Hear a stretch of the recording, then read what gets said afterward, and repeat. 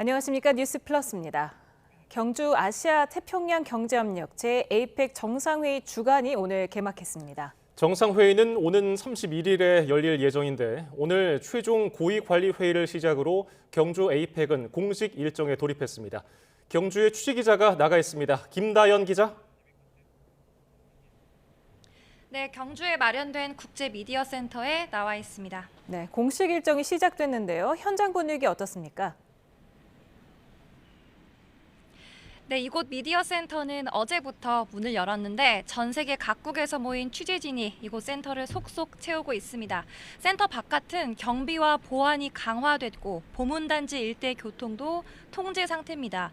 정상들의 방문이 임박한 만큼 오늘 아침엔 정상회의장 근처에서 긴급 대테러 훈련이 진행되기도 했습니다.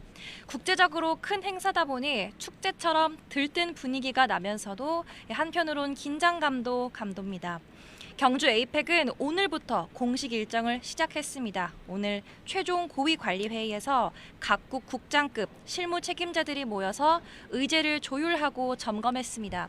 모레부터는 외교통상 수장들이 모이는 합동 강요회의가, 내일부터 나흘 동안은 CEO 서밋이 개최됩니다. 그리고 31일부터 다음 달 1일, 그러니까 금요일부터 토요일까지는 하이라이트인 정상회의가 진행됩니다.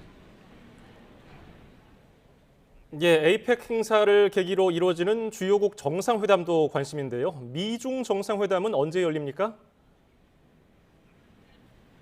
네, 오는 30일로 예정돼 있습니다. 미국과 중국 일단 무역 전쟁 확전은 피한 모습입니다.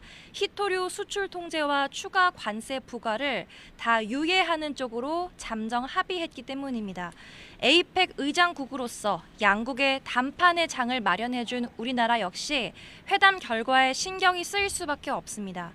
정부 역시 미중 정상회담이 잘 되면 그 후에 열리는 에이펙 여러 회의에 긍정적인 영향을 줄 수 있다고 보고 있는데요. 사흘 뒤 정상들의 최종 담판이 이뤄질지가 관심입니다. 네, 이재명 대통령에게도 이번 한 주는 외교적으로 중요한데요. 지금까지 확정된 양자회담 일정도 다시 정리해볼까요?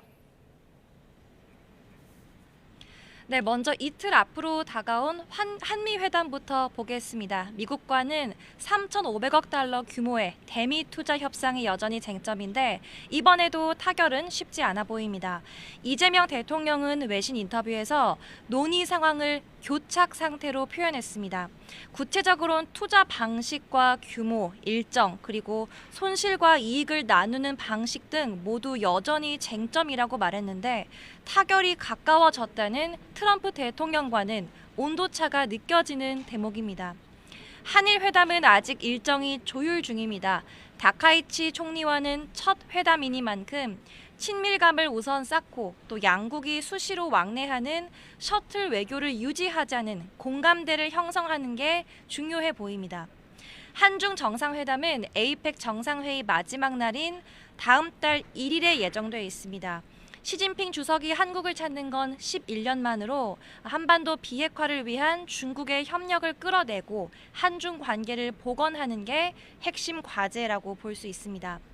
모두 이 대통령이 그동안 강조해온 실용 외교를 보여줄 기회지만 민감하고 쉽지 않은 현안이 줄줄이 놓여 있어서 시험대이기도 합니다. 여기에 트럼프 대통령과 김정은 위원장의 깜짝 회동 성사 여부도 초미의 관심사인데요. 트럼프 대통령은 100% 열려 있다라고 말한 데 이어서 김 위원장을 만나면 좋을 거다라고 말하며 끊임없이 대화의 손짓을 보내고 있습니다. 하지만 북한의 외교 책임자인 최선희 외무상이 러시아 일정으로 자리를 비우면서 둘의 회동이 성사되긴 어려울 거란 관측에 무게가 실립니다. 지금까지 경주 에이펙 국제미디어센터에서 YTN 김다연입니다. 트럼프 미 대통령은 한국에서 북한 김정은 위원장과 만날 가능성에 대해 만나면 정말 좋을 거라며 회담을 희망한다는 의사를 거듭 밝혔습니다. 트럼프 대통령은 오늘 말레이시아를 떠나 일본으로 향하는 전용기 안에서 아직 아무것도 정해지지 않았지만 김 위원장이 만나고 싶어 한다면 만나고 싶다며 그러면 자신은 한국에 있을 거라고 말했습니다. 특히 아시아 순방 일정 연장 가능성에 대해서도 한국에 있을 것이기 때문에 바로 그쪽으로 갈 수 있다며 일정 연장은 아주 쉬운 일이라고 덧붙였습니다. 대통령실 국가안보실 오현주 3차장은 에이펙 정상회의를 계기로 북미 정상이 만날 가능성은 매우 희박하다고 봤습니다. 오 차장은 외신 기자 간담회에서 추측과 기대는 구분해서 다뤄야 한다며 이같이 말했습니다.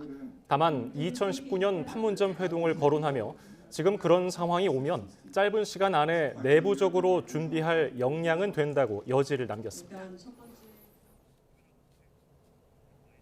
아세안 정상회의 참석차 말레이시아를 방문한 이재명 대통령은 캄보디아 정상과의 회담에서 한국인 대상 스캔 범죄에 대응하는 코리아 전담반을 운영하기로 뜻을 모았습니다. 아세안 국가들을 향해서는 교류 확대와 초국가 범죄 공동 대처를 표방하는 CSP 구상을 제시했습니다. 정인용 기자입니다. 이재명 대통령이 아세안 정상회의를 계기로 말레이시아를 찾은 캄보디아 훈 마네트 총리와 한자리에 마주 앉았습니다.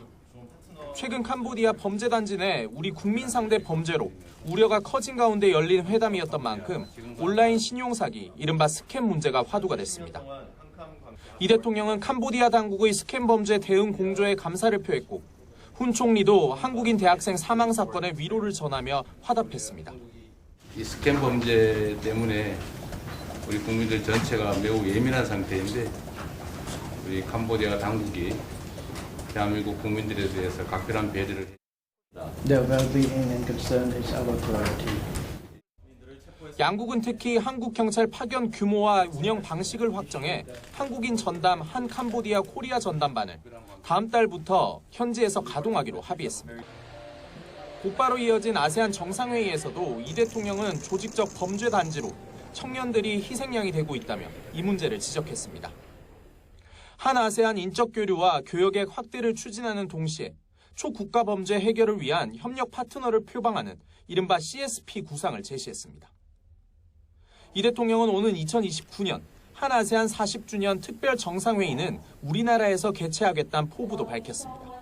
한국은 아세안 국민들이 꿈을 이루는 나라가 되도록 제도적 기반을 든든히 다져나가고 이 대통령은 한중일 정상이 함께하는 아세안 플러스 3 정상회의에서 협력 선순환을 내세웠는데 기대를 모았던 다카이치 사나의 일본 총리와의 첫 만남은 미뤄졌습니다.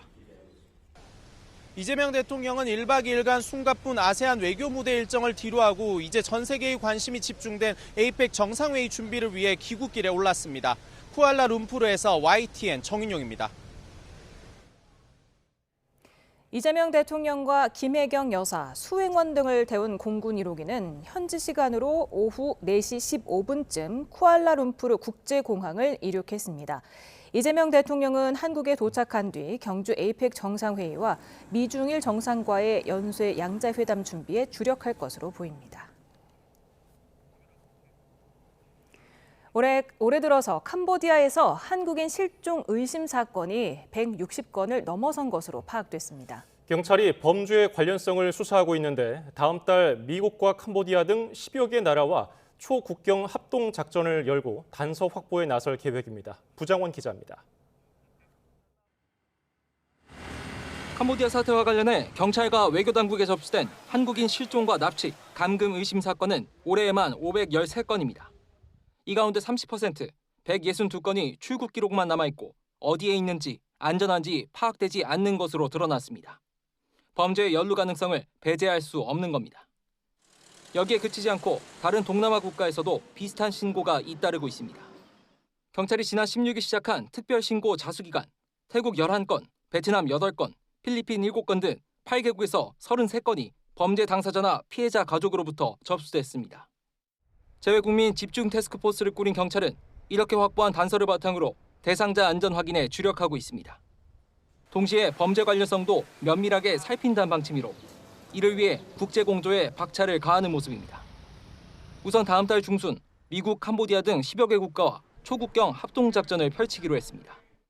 당장 대대적인 범죄자 소탕 작전에 나서는 건 아니지만 피의자 검거와 범죄 수익 동결, 피해자 보호를 위한 실행 계획을 마련하고 주요 정보를 공유할 전망입니다. 경찰은 또 조만간 경찰 협력관 2명을 캄보디아 현지에 추가 투입하고 범죄 단지들이 주변 국가로 거점을 옮기는 풍선 효과에 대해서도 면밀히 살필 계획입니다. YTN 부장원입니다. 코스피가 2% 이상 상승세로 사상 처음 4,040고지를 밟았습니다. 3,900을 넘은 지 1거래일 만인데요. 이대로라면 연말에 4,100도 넘길 수 있다는 전망이 나오고 있습니다. 시가총액 1위 삼성전자는 사상 처음 10만 원을 넘겨서 10만 전자 기록을 세웠습니다. 취재기자를 연결합니다. 류한홍 기자, 오늘 코스피 흐름 정리해 주십시오. 코스피는 1.4% 오른 3,999로 출발해 곧장 4,000을 돌파했습니다. 개장 2분 후 4,010을, 10분 후 4,020을, 39분 후 4,030을 넘겼고 오후 3시 9분쯤 4,040을 돌파했습니다. 지난주 금요일 3,900을 넘긴 지 1거래일 만에 4,040을 돌파하는 놀라운 기세를 보였습니다. 종가는 2.5% 오른 4,042를 기록했습니다. 코스피는 올해 초 2,400으로 출발했는데 4,040을 돌파하며 올 초 대비 68%의 상승률을 기록했습니다.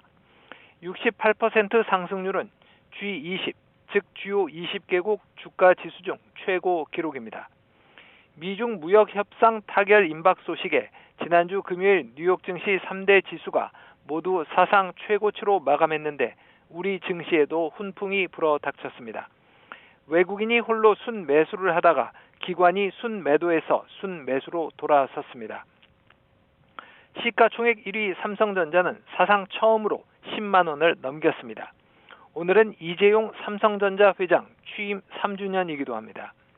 개장 즉시 10만 원을 넘겼고 3% 이상 오르며 최고가인 10만 2천 원으로 마감했습니다. SK 하이닉스도 5%대 상승세로 53만 7천 원까지 올라 또 최고가를 경신했습니다. 반도체 투톱이 코스피 급등을 주도했습니다. 증권가에서는 이 기세라면 연말에 코스피가 4,100까지 갈 수 있다는 전망이 나왔습니다. 코스닥도 0.8% 오른 890으로 출발해 1%대 상승세를 보이며 900선까지 올랐습니다. 코스닥 900선 도달은 지난 2024년 4월 2일 이후 약 1년 7개월 만입니다. 종가는 2.2% 오른 902였습니다. 코스닥 시장에선 외국인과 기관이 순매수를 했습니다. 코스피와 코스닥 시장 모두에서 외국인이 2거래일 연속 순매수를 했습니다. 최근 1,440원을 넘겼던 원달러 환율이 소폭 내려온 점도 외국인 순매수에 영향을 미쳤습니다. 오늘 원달러 환율은 0.4원 내린 1,436원으로 출발해 완만한 하락세를 유지하고 있습니다. 원달러 환율은 1,430원까지 내렸다가 3시 반 기준으로 1,431원을 기록했습니다. 지금까지 YTN 유환홍입니다. 미중 무역 협상 타결 기대감이 커지면서 아시아 주요 증시도 사상 최고치를 기록했습니다. 일본 니케이 225 지수는 2.46% 오르면서 사상 처음 5만 선을 넘어 5만 512.32에 장을 마쳤습니다. 타이완 자취안 지수도 장중 한때 처음 2만 8천 선을 넘는 강세를 보이다가 1.68% 상승한 2만 7,993.63에 마감했습니다. 미국 증시의 주요 지수 선물도 상승세를 보이고 있습니다.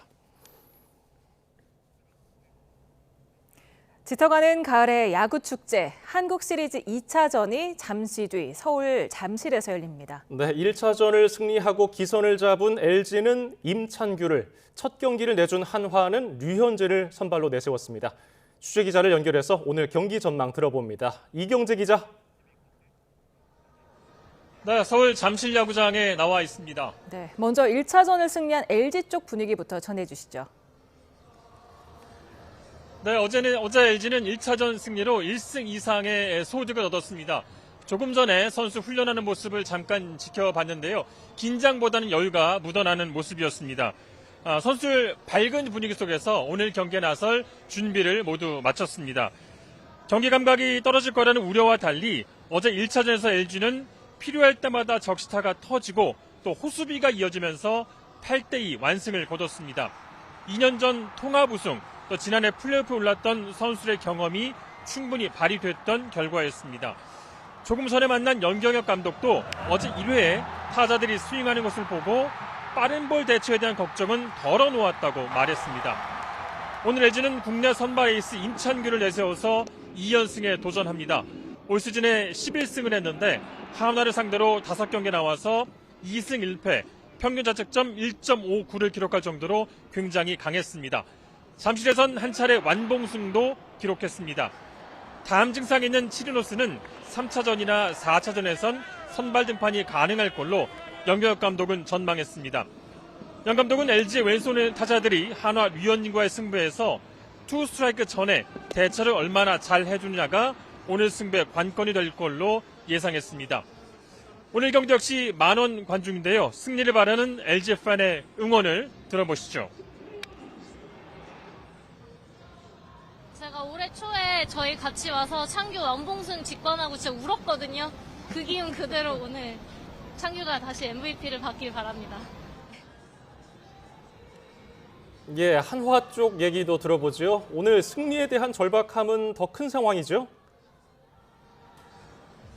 네, 첫 2연전에서 2연패를 몰리면 분위기가 갑자기 가라앉을 수 있기 때문에 한화는 어제보다 조금 더 긴장된 분위기 속에서 오늘 경기를 준비하고 있습니다.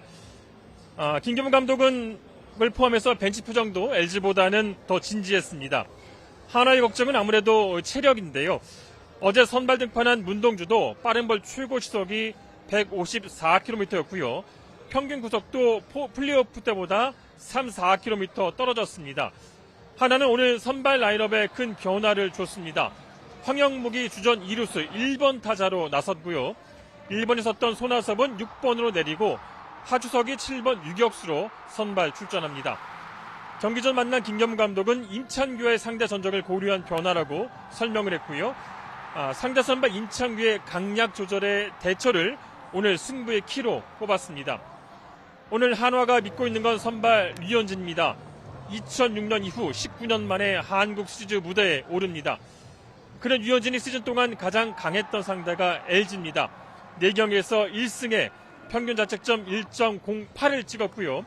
잠실에선 2경기에서 12이닝 동안 한 점도 주지 않았습니다. 승리를 간절히 바라는 한화 팬의 응원도 들어보겠습니다. 대전에서 지금 류현진 선수의 인기가 엄청 나고 있는데 저희 선수들도 류현진 선수가 승을 가져갈 수 있도록 오늘 되게 많이 노력할 것 같아요. 네, 오늘 어느 팀 팬의 소망이 이루어질까요? 기온이 이곳 10도까지 떨어졌는데 추워진 날씨도 오늘 경기의 변수가 될 전망입니다.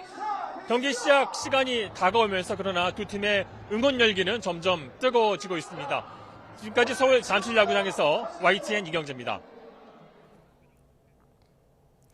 오늘 아침부터 종일 추우셨죠? 초겨울 추위는 내일도 계속됩니다. 중부 곳곳에 한파주의보가 내려졌다가 해제된 데 이어 경북에도 한파주의보가 발표됐는데 오늘보다 기온은 더 내려가지만 바람은 덜 불겠습니다. 장하영 기자입니다. 옷깃을염이며 급한 발걸음을 옮기는 시민들. 전날보다 7도 넘게 뚝 떨어진 출근길 기온에 마스크, 모자, 장갑까지 등장했습니다. 서울 아침 최저 기온 3.7도. 올가을 첫 한파주의보가 내려진 강원 철원군 임남면은 영하 4.1도, 경기 연천군 백항면은 영하 1.4도를 기록했습니다. 북쪽에 있는 차가운 고기압이 확장하면서 바람까지 불어 체감 온도는 더 낮았는데 설악산은 영하 13도까지 떨어졌습니다. 내일은 이 고기압이 이동하지 않고 한반도 위에 머물며 바람은 잦아들겠지만 추위는 더 강력해집니다. 북쪽의 찬 공기가 강하게 내려온 가운데 밤사이 복사냉각까지 더해져 화요일 전국 대부분 지역의 아침 최저 기온이 5도 이하를 보이는 등 월요일보다 1에서 5도가량 더 떨어져 춥겠습니다. 한파주의보가 대구와 경북 포항 일대까지 확대되겠고 한파특보가 해제된 다른 지역도 대부분 올가을 최저 기온을 기록할 걸로 보입니다. 기상학적인 겨울은 평균 기온이 5도 미만으로 떨어진 뒤 다시 올라가지 않는 날을 시작으로 봅니다. 서울의 평균 기온은 아직 10도 안팎으로 체감과는 달리 아직 겨울이 오려면 멀었습니다. 이번 주 중반부터는 서울 낮 기온 16도 수준으로 평년 가을 날씨를 되찾을 걸로 보입니다. YTN 장하영입니다. 이재명 대통령의 외교 슈퍼위크를 맞아 더불어민주당은 국익이 최우선이라며 정쟁 없는 한 주를 보내자고 외쳤습니다. 국민의힘도 일단은 화답하는 모습이지만 뜨거운 현안이 많아서 정쟁의 불씨는 여전합니다. 황보혜경 기자입니다. 말레이시아에서 시작해 경주로 이어지는 정상외교 슈퍼위크의 첫날. 싸우는 당대표를 표방하던 민주당 정청래 대표 입에서 싸우지 말자는 말이 나왔습니다. IMF 외환위기와 2002 월드컵 때처럼 이번 주만이라도 여야가 정쟁을 멈추고 국익부터 생각하자고 강조했습니다. 저부터 솔선수범하겠습니다. 해야 할 말도 많고 다뤄야 할 이슈도 많지만 적어도 이번 주에는 불가피한 정책 발언만 하고 민주당은 나아가 대변인 논평에서 아예 국민의힘 당명 자체를 언급하지 않겠다고 선언했습니다. 국민의힘은 20년 만에 우리나라에서 개최되는 에이펙 성공을 위해 모든 힘을 보태겠다는 원론적인 입장을 밝혔습니다. 다만 다가오는 한미 정상회담에서 관세 협상 성과를 반드시 가져와야 한다며 정부를 압박했습니다. 이번 에이펙은 이재명 정권이 스스로 호언장담했던 관세 협상의 타결 시한이기도 합니다. 지난번처럼 합의문 없는 빈 껍데기 협상이 돼서는 안 될 것입니다. 코스피 4,000선 돌파가 정부 여당의 성과라고 고무된 민주당을 향해선 고환율과 물가 폭등 문제부터 잡으라고 견제구를 던졌습니다. 한결 누그러진 분위기 속에 숨을 고르는 듯했던 여야는 국회 정무위 국정감사에서 부동산 정책을 주제로 다시 충돌했습니다. 본인들은 갭 투자하고 국민은 막는 민주당 위선을 꼬집자 다주택을 보유한 국민의힘 대표를 상기시키며 서로 내로남불이라고 외쳤습니다. 이 사람들은 다 자기 집을 갖고 있는데 지금 정책은 그와 반대되는 얘기를 하고 있다. 그래서 정책 책임자들의 부동산 내로남불. 이혁원 위원장님, 부동산 투기꾼 맞습니까? 누구처럼 6채 가지고 있거나 그런 거 아니죠? 무정쟁 주간 제안을 두고 민주당은 국민의힘이 화답했다고 해석한 반면 국민의힘은 입법 복주의 사과부터 하라고 선을 그었습니다. 폭발적인 현안이 워낙에 많고 여야 사이 냉랭한 기류도 여전합니다. YTN 황보혜경입니다.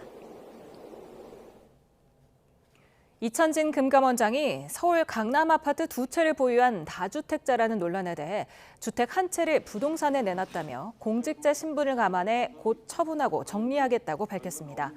지난 21일 금감원 국감에서 한 채를 자녀에게 양도하겠다 발언한 금감원장은 오늘 국회 종합국정감사에서 자녀에게 증여나 양도하지 않고 처분하려 한다고 말했습니다. 이 원장은 많은 국민이 주택 문제로 고통을 겪는 시점에 그런 발언이 매우 부적절했다며 공직자로서 진심으로 사과드린다고 말했습니다. 이혁원 금융위원장이 개포동 재건축 아파트를 갭 투자했다는 지적에 대해 무겁게 받아들인다면서 평생 1가구 1주택으로 살아왔고 앞으로도 그럴 것이라고 밝혔습니다. 이 위원장은 오늘 국감에서 해외에 나가 국내에 체류할 수 없는 부분이 있었다고 말했습니다. 이 위원장은 2005년과 2013년 두 차례 재건축 전인 아파트를 산 뒤에 해외 파견 등으로 실거주하지 않았습니다. 이규현 대통령실 홍보소통수석은 정부의 10.15 부동산 대책은 고육지책이었다고 밝혔습니다. 이 수석은 오늘 MBC 라디오에서 부동산 가격 폭등을 방치할 경우 더 큰 문제가 될 수 있다며 이같이 말했습니다. 또 일부 불편이 일어나는데 송구하다면서 현 시점에서는 불가피한 정책이라고 거듭 강조했습니다. 현직 대통령의 형사재판을 멈추도록 못 박는 재판중지법이 더불어민주당 내에서 다시 힘을 얻는 분위기입니다. 아직은 개인 의견이라고 선을 긋고 있지만 국민의힘은 실제 법안 처리에 나선다면 정권도 중단될 거라고 경고했습니다. 임성재 기자입니다. 지난주 국정감사장에서 나온 의미심장한 발언입니다. 이재명 정부 중에도 언제든지 재판은 다시 기회를 잡아서 할 수 있는 거죠? 이론적으로는 그렇습니다. 불가능한 건 아닙니다. 현재 멈춰있는 이재명 대통령 관련 재판이 언제든 다시 시작될 수 있다는 걸 현직 고등법원장이 암시한 겁니다. 대통령은 내란 또는 외환죄를 제외하고는 재직 중 형사상 소출을 받지 않는다는 헌법 84조 해석 논란이 다시 불붙은 건데 민주당은 그야말로 코떡집이 됐습니다. 사법부가 대통령을 협박하는 거냔 분노와 당혹감 속에 민주당 물밑에선 재판중지법 추진 움직임이 힘을 얻고 있습니다. 국회 법사위 여당 간사인 김용민 의원은 지난 5월 법사위를 통과한 만큼 재판중지법을 본회의에서 신속하게 처리하자고 비공개 의원총회에서 주장했고 당내 호응을 얻은 것으로 전해졌습니다. 재판 중지를 규정한 형사소송법이 지금 본회의에 계류 중에 있습니다. 제가 정청래 대표님한테 이거 빨리 통과시킵시다라고 건의를 했습니다. 지도부는 개인 의견이라고 일단 선을 그었지만 사법부 신뢰 하락이 문제라는 뼈 있는 말도 곁들였습니다. 불을 떼니 물이 끓는다라고 그렇게 생각을 합니다. 유보적인 법원의 입장이 나오고 있는 상황에서 국민의힘은 민주당이 이재명 대통령 오직 한 사람을 위한 사법부를 만들기 위해 사법 개혁을 추진하는 거라고 날을 세웠습니다. 대통령 개인 변호사를 알박기하며 방탄의 진지를 구축하더니 기어이 법을 뜯어고치려 한다고 비판했습니다. 만약 더불어민주당이 재판중지법을 통과시킨다면 그 즉시 이재명 정권이 중지될 것입니다. 민주당은 사법부 신뢰 회복과 사법행정 정상화 TF를 띄우며 여러 방식으로 사법부 힘 빼기에 나섰습니다. 여론의 반발 양상과 강도를 보며 재판중지법 처리 여부를 검토할 전망입니다. YTN 임성재입니다. 내란 특검이 황교안 전 국무총리를 상대로 강제 수사를 시도하고 있습니다. 황 전 총리는 계엄 당시 SNS 글을 올려서 내란을 선동한 혐의를 받습니다. 현장에 취재기자가 나가 있습니다. 권준수 기자. 네, 내란 특검 사무실에 있는 서울고등검찰청입니다. 네, 황교안 전 총리에 대해서 특검이 압수수색을 지금도 시도하고 있습니까? 그렇습니다. 내란 특검이 오늘 오전부터 황 전 총리 자택에서 압수수색 영장 집행을 시도했지만 들어가지 못하고 있습니다. 황 전 총리 지지자 단체와 대치가 길어지는 모양새입니다. 이번 강제 수사와 관련해 박지영 특검보는 지난해 계엄 당시에 있었던 황교안 전 총리의 행적에 대한 수사라고 설명했습니다. 황 전 총리는 당시 나라를 망가뜨린 종북 주사파 세력과 부정선거 세력을 반드시 척결해야 한다거나 우원식 국회의장과 한동훈 전 국민의힘 대표를 체포하라는 내용의 SNS 글을 올렸습니다. 박 특검보는 추후 내란 사건 핵심 피고인들과의 공모관계도 검토할 가능성이 있다고 덧붙였습니다. 예, 오늘 법원에서는 한덕수 전 총리 재판이 있었죠? 네, 내란 우두머리 방조 혐의를 받는 한 전 총리의 네 번째 공판이 조금 전 끝났습니다.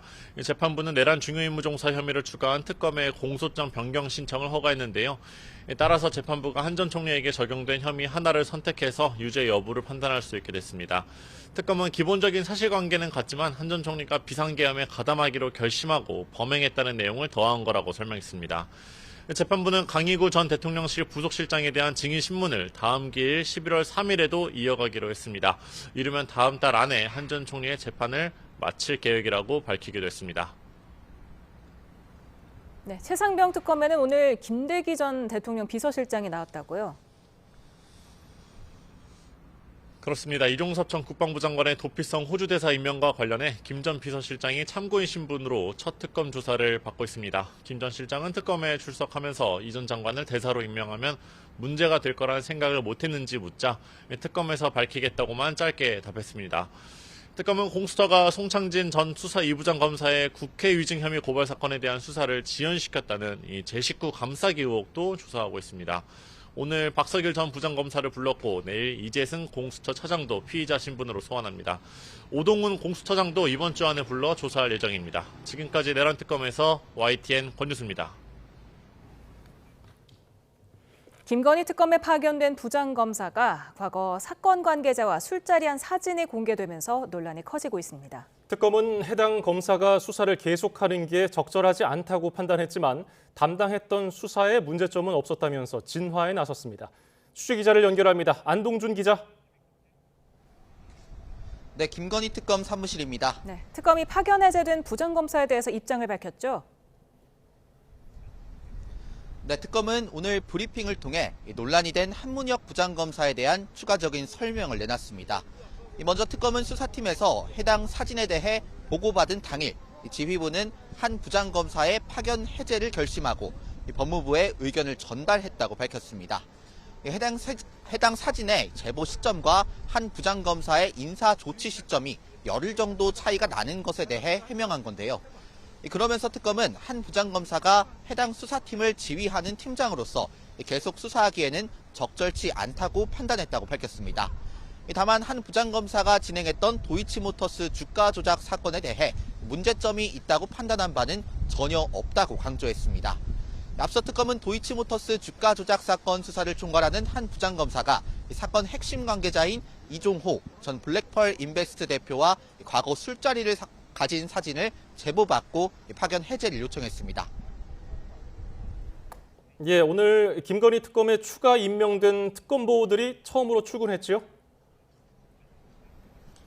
네, 그렇습니다. 특검에 추가 임명된 박노수 변호사와 김경호 변호사가 오늘 첫 출근길 기자들과 만나 임명 소감을 밝혔는데요. 직접 들어보시겠습니다. 국민들의 우려를 딛고 우리 김건희 특검팀이 수사에 더 탄력을 받아서 최선의 성과를 낼 수 있도록 열과 성을 다하겠습니다. 국민들께서 납득하실 수 있는 결과를 이루도록 특검님 그리고 특검 구성원들과 함께 최선을 다하겠습니다. 감사합니다. 특검 관계자는 새 특검보들이 맡을 사건 등 특검의 수사팀 재편 계획을 묻는 질문에 이번 주 내로 윤곽이 나올 것 같다고 답했습니다. 이런 가운데 특검은 매간매직 의혹을 받는 이배용 전 국가교육위원장의 전 근무지인 한지살리기재단에 대한 압수수색에 나섰습니다. 특검은 이번 압수수색이 이 전 위원장의 국가교육위원장 임명 과정에 대한 의혹을 들여다보기 위한 목적이라고 밝혔습니다. 이 밖에도 특검은 웰바이오텍 주가 조작 의혹의 핵심 인물이자 삼부토건 이기훈 부회장의 도피를 도운 혐의를 받는 구세현 전 대표에 대한 구속영장을 청구했습니다. 지금까지 김건희 특검 사무실에서 YTN 안동준입니다.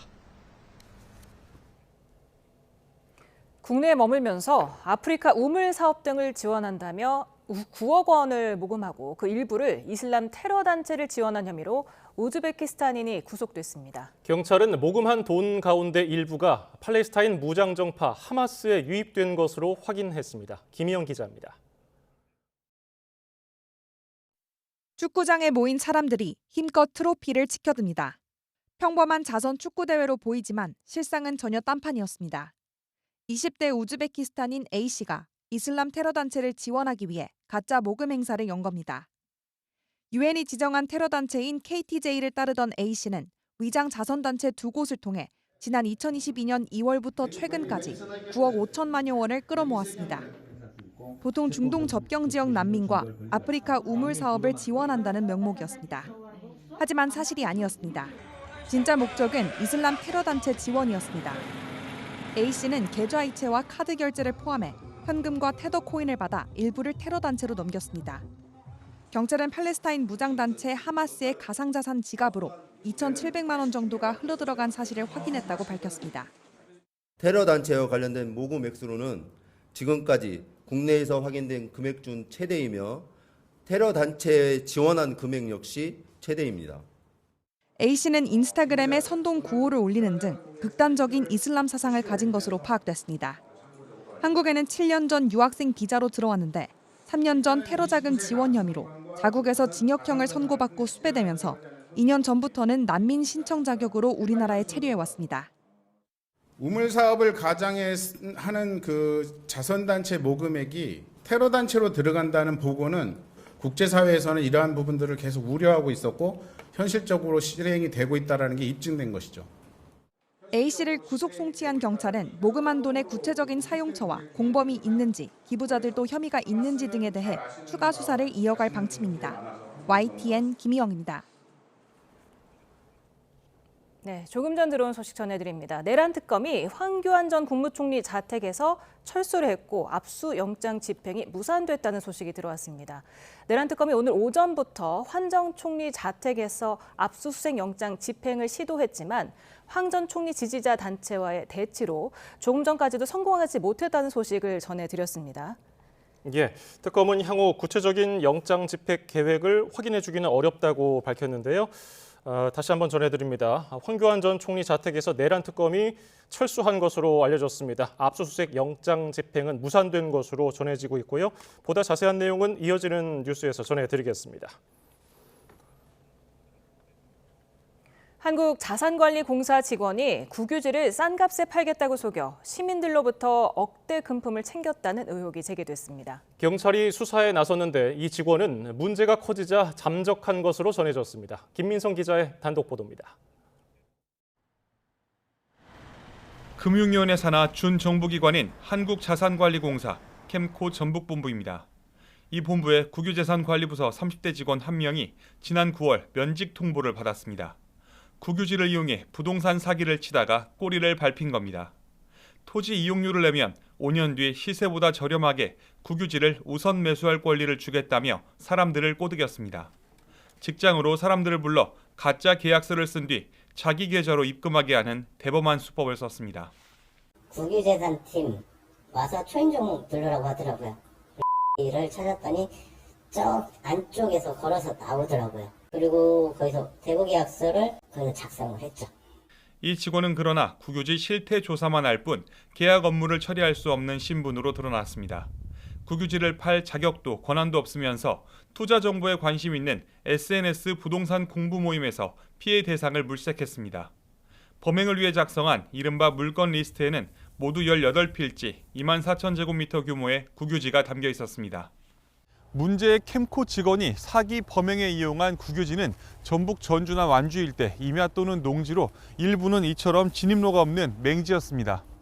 캠코는 직원 개인의 일탈 행위로 국민에게 피해가 발생하고 공사 명예가 실추돼 유감이라고 밝혔습니다. 그러면서 직원 교육을 강화하고 같은 일이 발생하지 않게 예방, 통제 방안을 찾겠다고 덧붙였습니다. 경찰은 피해자들과 캠코의 고소고발장을 접수해 사건 경위를 조사하고 있습니다. 현재까지 확인된 피해자는 15명, 피해 액수는 1억 4천여만 원으로 집계됐습니다. 이 직원은 경찰 수사 시작 전 피해자들과 연락을 끊고 잠적한 것으로 전해졌습니다. YTN 김민성입니다.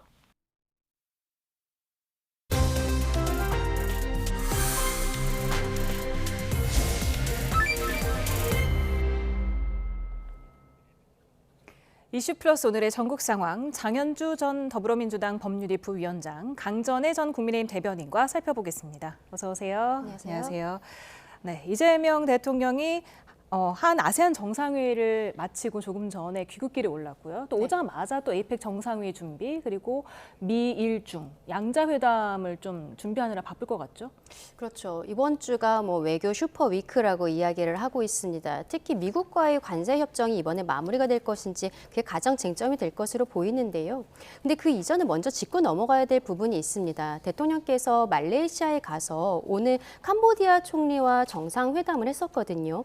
우리가 미국과의 관계 이것도 중요하지만 캄보디아에 억류되어 있는 우리 대한민국 국민들을 어떻게 구출해낼 것인지 이것들도 참 많은 관심을 받고 있는데 아쉬운 것이 오늘 캄보디아 총리의 발언을 보면은 남 탓하고 싶지 않지만 영내 국가가 함께 노력해야 된다. 그리고 캄보디아 경찰도 가만히 있지 않았다라고 이야기를 하고 있습니다.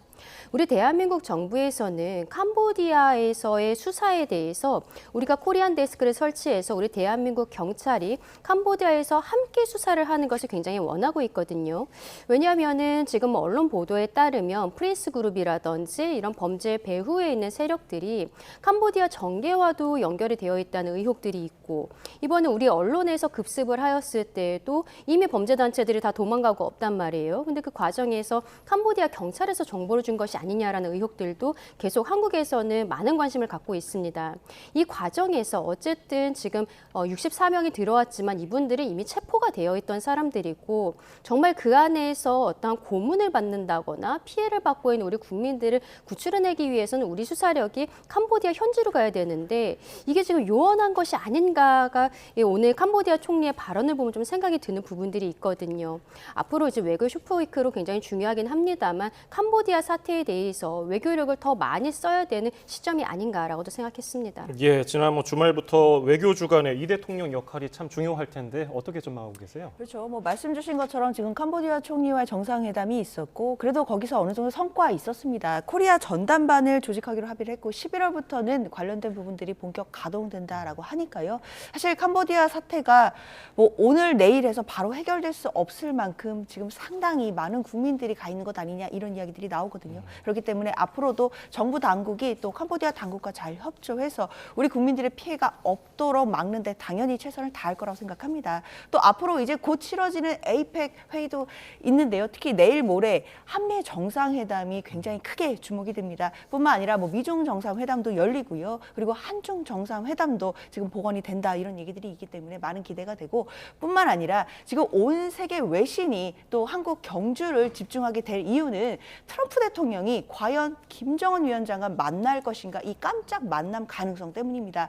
물론 아직까지는 이 만남의 가능성이 높지는 않다라고 보는 것이 전문가들의 일반적인 의견이기는 하지만 또 트럼프 대통령이 또 김정은 위원장과 깜짝으로 갑자기 만남이 성사되는 모습들을 또 국민들께 그리고 세계 모든 사람들에게 보여줄 수 있는 가능성도 있기 때문에 그런 이벤트까지도 조금 더 기다리면서 기대해 봐야겠습니다.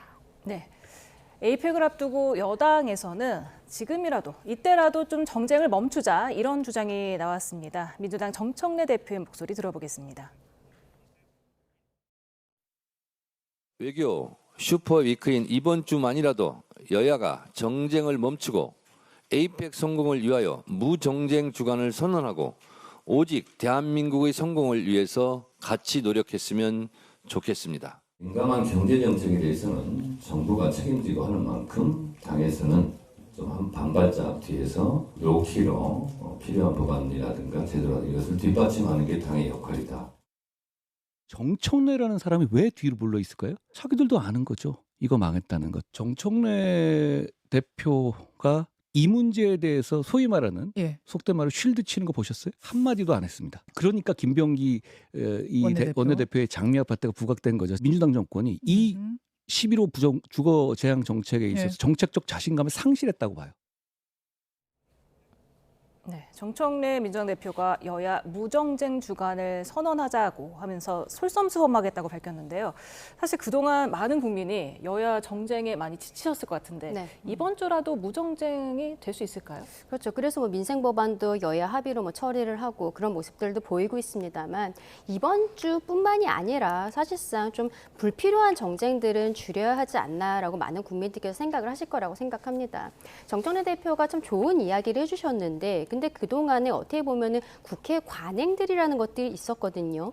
1당에서 국회의장을 가져가고 2당에서 법사위원장을 가져가던 이러한 관행들 그리고 상임위에서의 간사는 각 교섭단체 그러니까 각 정당에서 뽑는 것들이 관행으로 있었는데 이러한 관행들을 무시하고 모든 것을 다 법과 규칙 기존의 어떠한 그런 것들로서 의결로서 처리를 하려는 강행하고 있는 민주당의 모습이 앞서 말씀드린 불필요한 정쟁들을 만들고 있는 것이 아닌가라는 생각이 드는 부분들이 있습니다. 그럼에도 불구하고 어쨌든 지금 에이펙이라는 상황에 있어서는 여야가 가능하면은 정쟁은 줄였으면 좋겠다라고 저도 생각합니다. 예, 국민의힘에서는 박성훈 수석 대변인이 정쟁을 멈추려면은 정쟁을 일으킨 자가 먼저 반성해야 되는 거 아니냐 이런 얘기를 했네요. 글쎄요, 저는 정청래 대표의 저 제안을 국민들께서도 많은 분들이 환영하실 거라고 생각합니다. 그래, 이제 정쟁 좀 그만하고 국민들 위안에 일 좀 해봐라 이렇게 말씀하실 것 같은데 국민의힘의 대변인의 목소리는 이런 길에 찬물을 끼얹는 거 아닌가라는 생각 듭니다. 사실 정청래 대표가 한 제안 정말 좋은 제안이고요. 에이펙 기간 중이라도 좀 정쟁 멈추고 그리고 국익을 위해서 그리고 정말 국가와 국민들을 위해서 고민하는 국회의 모습 보여주는 것 국민 모두가 원하실 거라고 생각하거든요. 그런 과정에서 정쟁을 멈추면 정쟁을 일으킨 자가 먼저 반성해라. 이 말씀은 뭐 닭이 먼저냐 다갈이 먼저냐 이런 얘기 같습니다. 사실 정쟁을 거듭하는 국회의 모습을 보면서 국민들이 사실 여야 할 것 없이 많은 질타를 보내고 계신 것이지 뭐 그중 한 곳만 꼽아서 너희들이 먼저 시작했다 이렇게 보기도 저는 어려울 거라고 생각합니다. 다만 오히려 저는 여당 대표가 정쟁을 멈추자라는 사실 국민들 기대에 맞는 제안을 하면 소수 야당으로서는 전 이건 가장 큰 기회가 될 수 있다라고 생각이 들거든요. 이런 기회를 잡아서 사실상 야당이 하고 싶었던 이야기를 국회에서 좀 더 해보고 또 민생이나 또 정책의 방향에 대해서 좀 더 생산적인 논의를 할 수 있는 기회로 잡을 수가 있는데도 사실상 이 제안에 대해서 약간 불투명하게 반응하는 모습들은 어쩌면 국민의힘이 지금까지 보여줬던 모습들이 뭐 비난이라든지 정쟁이라든지 이렇게 해서 여당을 공격하는 것 말고는 사실상 뭐 국민의힘 나름의 정책이라든지 뭐 나름의 어떤 비전이라든지 이런 부분들이 부족한 것 아닌가 이런 의심을 국민들께 불러올 거라고 생각합니다. 네. 어제 정청래 민주당 대표가 의원총회에서는 또 부동산에 대해서는 민감하기 때문에 좀 반발짝 뒤에서 로키로 가야 된다면서 함구령을 내렸는데 이에 대해서 한동훈 전 국민의힘 대표가 신랄하게 비판했네요. 그렇죠. 부동산 문제로 망했다라고 한동훈 대표가 직격을 했는데요. 아무래도 지금은 여야가 내년 지방선거 모드에 이미 돌입을 한 상황이다라고 생각을 합니다. 근데 민주당의 입장을 생각을 해보면 지금 윤석열 전 대통령과 관련자들이 기소가 돼서 재판을 받고 있는데 그 재판의 결과와는 별개로 내년 지방선거에서 만약에 본인들이 승리하지 못한다면 특히 서울시장을 다시 가져오지 못한다면 이러한 내란 프레임을 씌웠었던 부분들이 있어서 동력이 많이 떨어질 것이라는 생각이 들 수밖에 없는 부분들이 있거든요. 그런데 이번에 대통령실에서 나온 부동산 정책에 대해서 국민들께서 호감을 갖고 계시지는 못하다고 생각을 합니다. 그리고 지난 대선 과정에서도 서울 같은 경우에는 민주당보다는 저희 국민의힘 후보에게 더 많은 표가 나왔던 부분들 이런 것들이 민주당 입장에서는 자꾸 나오고 있는 설화들, 뭐 갭 투자 의혹들 이런 것들이 있기 때문에 당에서 입조심을 하라라고 이야기한 것이 아닌가 싶은데요. 앞서 정청래 대표가 이번 주를 무정쟁 주간으로 하자라고 이야기를 한 것도 그래서 사실 저희 국민의 입장에서는 국익을 위해서 함께하겠다는 의지도 말씀은 드렸습니다만 이게 과연 진정성이 있는 것인가? 왜냐하면 지난주부터 부동산에 대한 쟁점들이 너무 부각이 되고 있고 이상경 전 차관이 결국은 사퇴를 했습니다만 또 문제되고 있는 다른 분들은 그 부동산들을 어떻게 처분할 것인지 전혀 이야기가 나오지 않고 있는 상황들이거든요. 이거는 저희 국민의힘이 정쟁을 하지 않는다고 해도 국민들께서 이 정책에 대해서 신뢰하지 못하게 되는 상황들이 지금 밑바닥에 깔려 있다고 생각을 합니다. 결국 이러한 부분들에 있어서 정청래 대표가 앞서 말씀하신 것처럼 함구령을 내린 것이 아닌가 생각합니다. 예, 한동훈 전 대표가 소위 말하는 속된 말로 쉴드 친 적 본 적 있느냐 정청래 대표한테 얘기하는 거죠. 정책적인 자신감을 상실했다고 평가한 거 어떻게 보세요? 한동훈 전 대표의 개인적인 해석일 뿐이죠. 그런데 한동훈 전 대표보다는 그래도 민주당에 몸담고 있는 제가 더 여당 대표의 뜻을 더 잘 알지 않겠습니까? 정청래 대표의 이야기는 사실 뭐 부동산 정책에 대해 신뢰를 못 친다 그런 차원이 전혀 아니고요. 당의 입장에서는 특히 집권 여당의 입장에서는 개혁이라든지 어떤 청산이라든지 특히 내란 청산, 내란 종식이라든지 이런 과제에 대해서는 오히려 정부보다도 반발짝 앞에서 더 선두에 서야 된다라는 부분들이 어느 정도 공감대가 있습니다. 그러나 부동산 정책처럼 어떤 경제 정책, 특히 국민의 삶에 정말로 직간접적으로 영향이 있는 이런 거시적인 정책을 논하고 또 정책을 집행하는 과정에 있어서는 정부보다 또 반발짝 뒤에서 정부의 정책들을 뒷받침해 주는 것, 이것이 바로 집권 여당의 위치고 또 할 일이다, 역할이다라는 부분들을 강조한 이야기로 봐야겠죠. 다만 이 부분을 한동훈 전 대표는 어쩌면 본인의 어떤 정치적인 메시지나 정치적인 이해관계와 관련해서 공격하기 위해서 해석을 이렇게 한 것으로 보이고 사실 집권 여당으로서 정부 정책에 뒷받침해야 된다라는 취지의 이야기였다라고 말씀드립니다. 네. 민주당에서는 이제 장동혁 대표 부동산 관련해서 계속해서 공격을 들어오고 있는데 박순 민주당 수석 대변인이 6채 가격이 8억 5천만 원이라고 했는데 이게 실거래가냐 공시지가냐라고 물었고 그러면서 장동혁 대표의 그 사퇴, 특위단장 사퇴를 요구를 하지 않았습니까? 이에 대해서 장동혁 대표가 실제 거래했던 거래가와 공시지가 중에 높은 값으로 신고하게 돼 있다. 부동산 3인방부터 사퇴하는 게 맞다. 이렇게 반박을 했네요. 그렇죠. 근데 민주당에서 지금 장동혁 대표가 가지고 있는 부동산에서 문제 제기하는 것은 저는 굉장히 헛발질이라고 생각을 하거든요.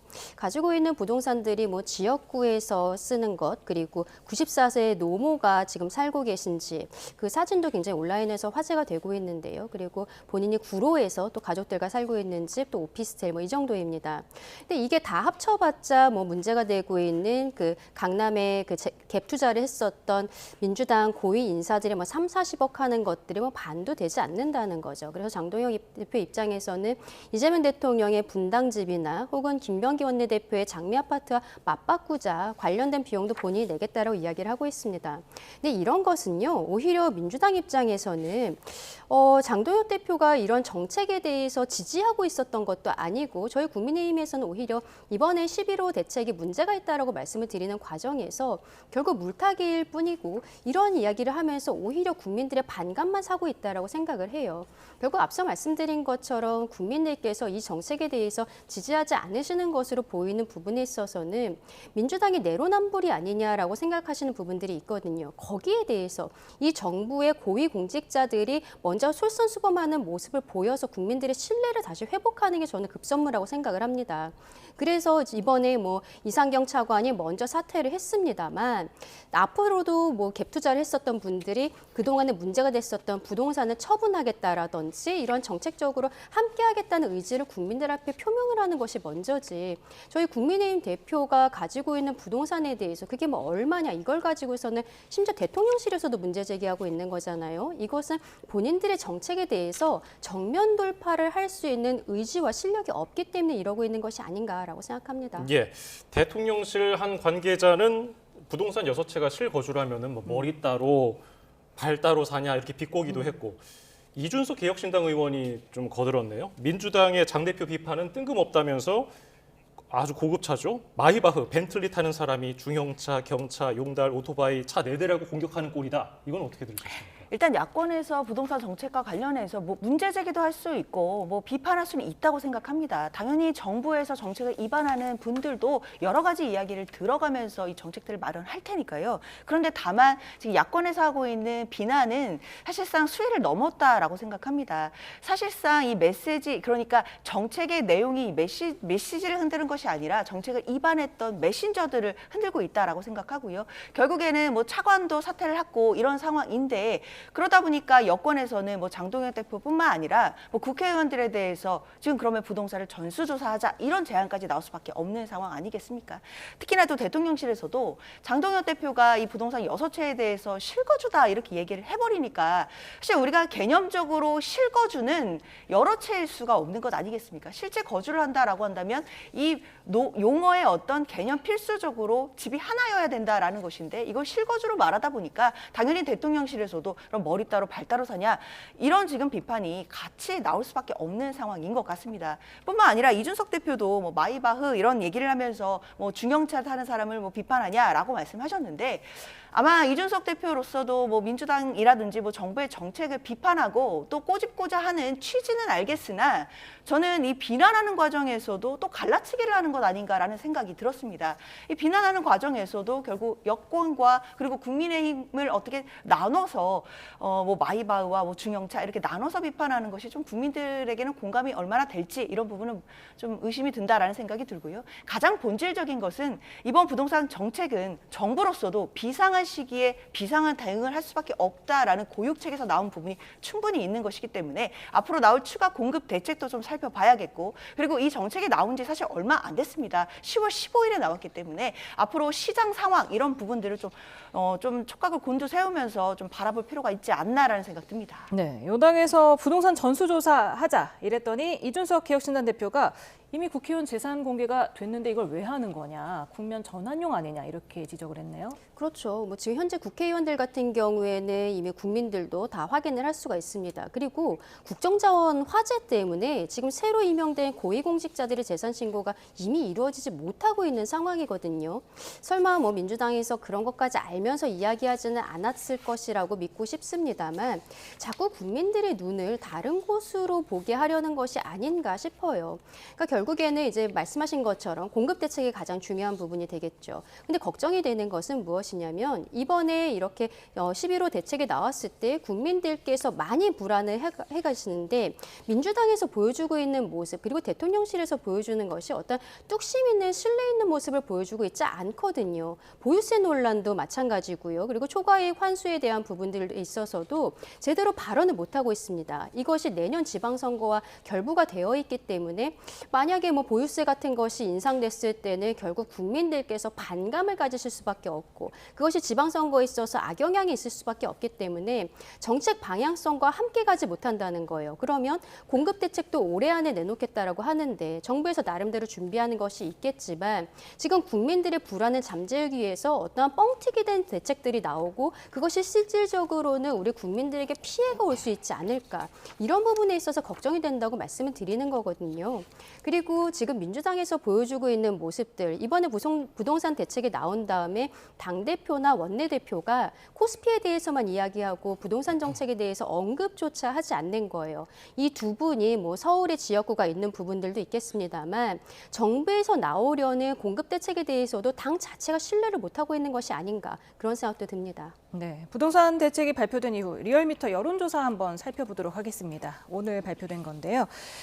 이재명 대통령 국정 지지율 긍정평가가 51.2%로 직전 조사 대비 1%포인트 하락하면서 2주 연속 하락세를 보이고 있고요. 정당 지지도도 함께 보겠습니다. 더불어민주당이 44.1%로 직전 조사보다 2.4%포인트 하락했고 국민의힘은 37.3%로 직전보다 0.6%포인트 올라서 양당 지지율 격차가 6.8%포인트로 좁혀졌습니다. 이 부동산 대책 영향이 있다고 보십니까? 일단 사실 그 여론조사 수치를 보면 사실 소폭 하락한 것으로 볼 수 있지만 그렇다 하더라도 여론조사는 또 흐름이 중요하기 때문에 또 국민 민심을 보여주는 또 지표로서는 또 참고를 하고 당연히 겸허히 받아들여야 된다라는 생각은 듭니다. 당연히 뭐 부동산 관련된 부분들에 대해서 국민의힘이 여러 가지 정치 공세를 하고 있는 부분 이런 부분들이 또 시장에 불안감도 주고 또 국민 일부에게는 또 불안의 요소가 되고 있는 것은 아닌가라는 우려가 듭니다. 사실 부동산 정책에 대해서 야권이 당연히 비판할 수 있고 뭐 문제가 있다면 건강하게 지적할 수는 있다라고 생각은 드는데 사실 특히 부동산 정책 같은 경우에는 심리가 굉장히 크게 좌우하는 그런 분야이기도 합니다. 그런데 지금처럼 국민들께 또 시장에 공포감을 주기 위해서 흔들어대는 모습들이 사실상 우리 국가의 이익을 위해서 어떤 도움이 되는지 좀 의문이 들고요. 특히 부동산 정책에 대해서 그렇다면 이 비상한 시기에 비상한 대응을 하지 않으면 안 된다는 정부의 결단이었는데 이 부분이 틀렸다라고 한다면 그럼 정부로 이 정책을 철회하라는 것인지 좀 묻고 싶고요. 만약에 철회를 한다라고 한다면 국민의힘이 그걸 대체할 만한 뭐 완벽한 정책의 대안이 있는지 이런 부분도 저는 국민들이 물으실 것 같습니다. 지금으로서는 사실 야당이 무책임하게 공세를 하고 관련된 정책들을 흔들고 있는 것처럼 보이기 때문에 그런 부분들은 좀 우려가 됩니다. 예. 재판중지법 얘기로 넘어가 볼까요? 법사위 간사 김용민 민주당 의원이 이 대통령 재판을 조용하게 효과적으로 해결해야 한다면서 재판중지법 통과를 촉구했습니다. 어떤 의도라고 보십니까? 근데 지금 이게 아까 우리가 봤던 정청래 대표는 무정쟁 주관을 하자라고 했는데 정쟁을 안 할 수가 없는 주제를 김용민 의원이 던진 것입니다. 그런데 여기에 대해서 추미애 법사위원장도 지금 동의를 하고 있는지 이런 것들에 대해서는 이야기하지 않고 있고 민주당 쪽에서는 김용민 의원 일단 개인의 의견이 있고 당론은 아니다라고 이야기를 하고 있는데요. 그럼에도 불구하고 재판중지법이라는 것은 민주당에서 그동안에 이야기를 해왔었던 부분이기 때문에 여기에 대해서는 국민의 입장에서는 만약에 이런 법안을 민주당이 일방적으로 통과를 시킨다면 국민적 역풍이 올 수밖에 없다라고 말씀을 드리고 싶습니다. 그리고 지금 최근에 있는 뭐 사법부에 대한 압박들, 조의대 없는 조의대 청문회라든지 대법원에 대한 현장 검증이라든지 이런 초유의 사태들이 벌어지게 된 과정에 있어서 많은 국민들께서 이재명 대통령에 대한 재판 이것이 만약에 진행이 되었을 때 이게 혹시라도 큰 문제가 될 수 있겠다. 이런 것들을 민주당 스스로 스스로가 인정하고 있는 것이 아니냐라는 생각을 할 수밖에 없는 거죠.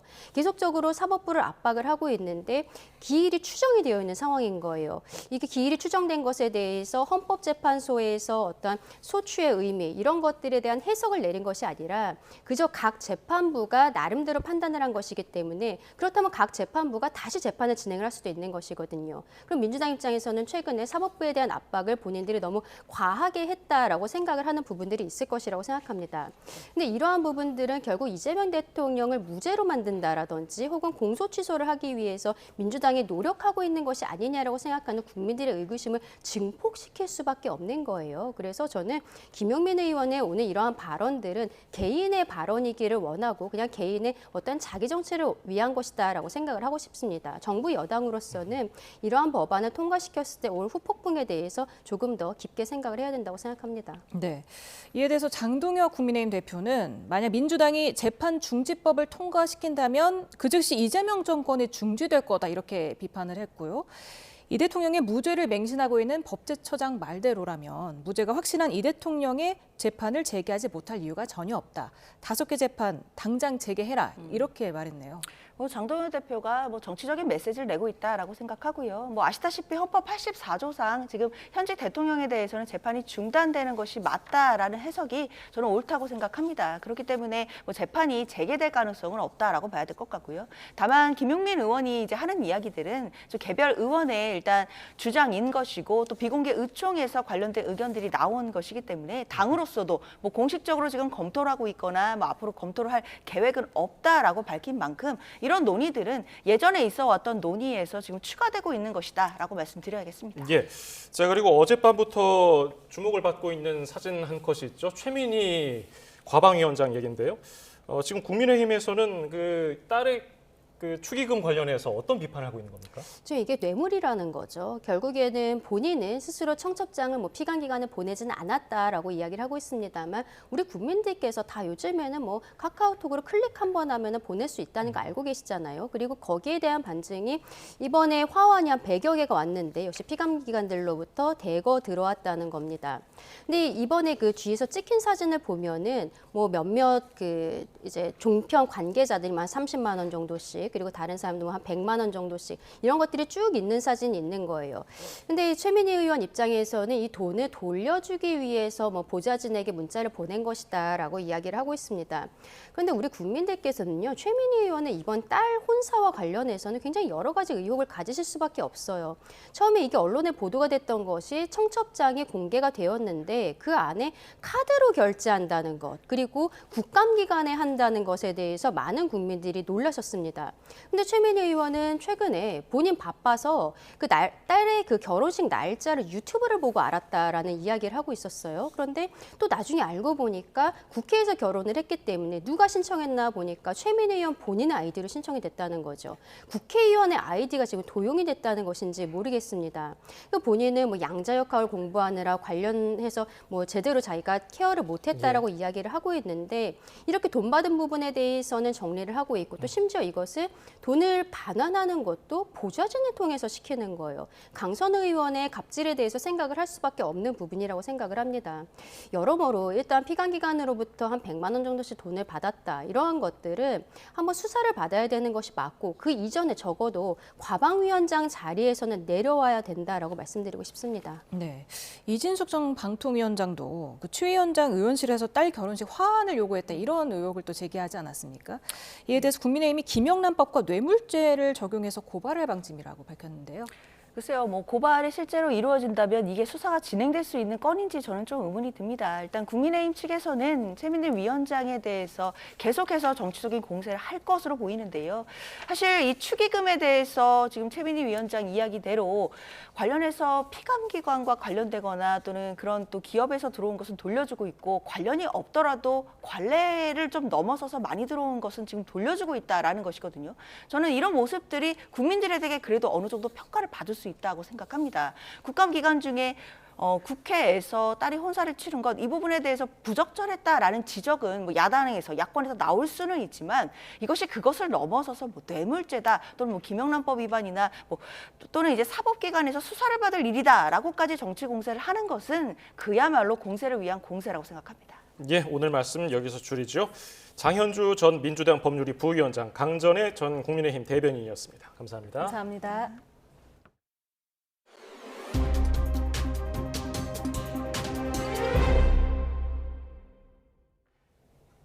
레오 14세 교황이 2027년 세계 청년대회에 맞춰서 우리나라를 찾습니다. 최대 100만 명이 참석할 것으로 예상되는 대규모 미사는 올림픽공원 등에서 치르는 방안을 검토 중입니다. 김승환 기자입니다.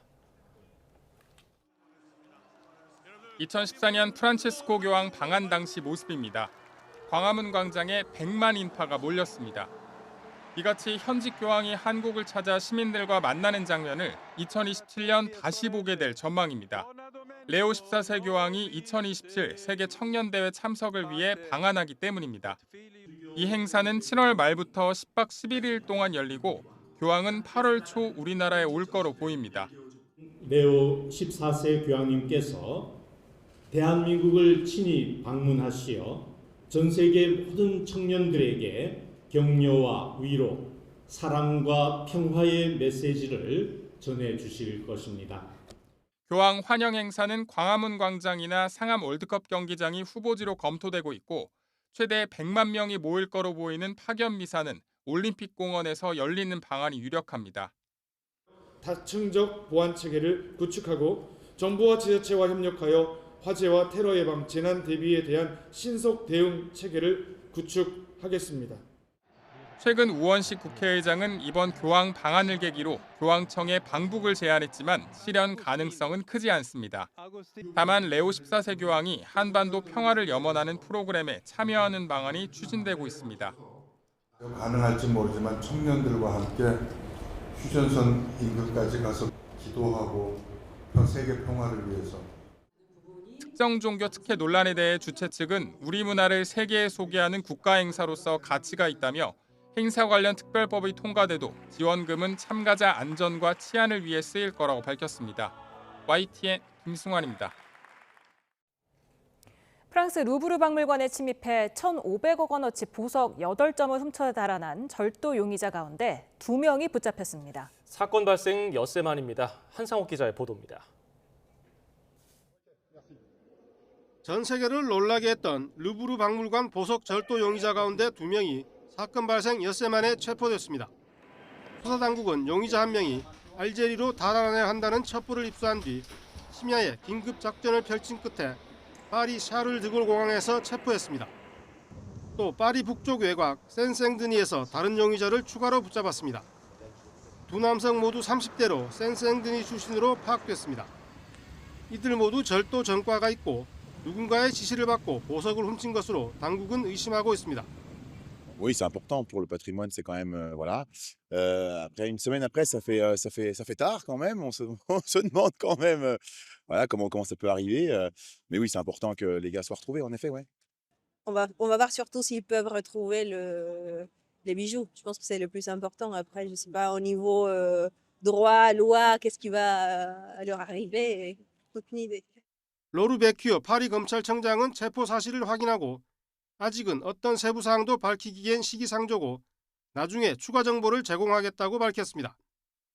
익명의 수사 관계자는 영국 일간 텔레그래프에 박물관 보안 요원 1명과 도둑들이 공모했다는 걸 보여주는 디지털 포렌식 증거가 있는데 보안에 관한 민감한 정보가 전달됐다고 설명했습니다. 절도범들은 19일 오전 루브르 박물관 내 왕실 보석 전시관인 아폴론 갤러리에 침입해 7분 만에 약 1,500억 원어치의 보석 8점을 훔쳐 달아났습니다. YTN 한상욱입니다. 멤버들이 군복무를 모두 마치면서 완전체가 된 방탄소년단이 내년 봄 새 앨범 발표에 이어서 월드 투어를 준비하고 있다는 외신 보도가 나왔습니다. 블룸버그 통신은 관계자를 인용해서 BTS가 내년 세계 각지에서 65회 공연을 계획하고 있다고 보도했습니다.